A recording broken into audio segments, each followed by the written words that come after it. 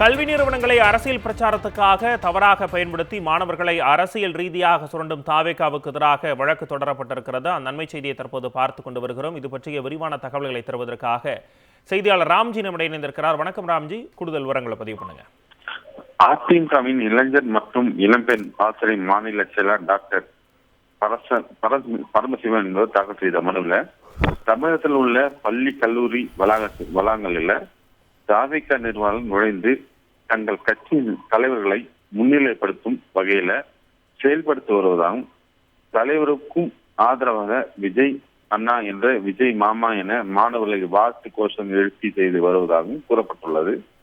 தேசிய தலைவர்கள் புகைப்படங்களும் தாவேகா தலைவர் படத்தையும் காட்சிப்படுத்துவதாக கல்வி நிறுவனங்களில் சினிமா பாடப்பட்டு வருகின்றன என சமூக ஊடகங்கள்ல செய்திகள் வெளியாகி வருவதாகவும் தெரிவிக்கப்பட்டுள்ளது.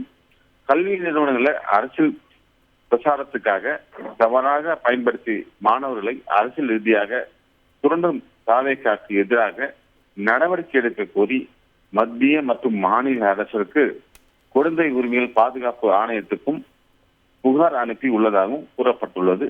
அரசியல் சாசன விதிகளையும் கல்வி உரிமை சட்ட விதிகளையும் மீறி செயல்படுத்தும் குறித்து உடனே விசாரணை உத்தரவிட வேண்டும். இந்நிகழ்ச்சியை அனுமதிக்கும் சம்பந்தப்பட்ட கல்வி நிறுவன அதிகாரிகளுக்கும் எதிராக ஒழுங்கு நடவடிக்கை எடுக்க வேண்டும் எனவும் கல்வி நிறுவனங்களில் அரசியல் பிரச்சாரங்களை தடை விதிக்க செய்து விதிமுறை வகுக்க வேண்டும் என்று மனுவில் கோரிக்கை விடுக்கப்பட்டுள்ளது.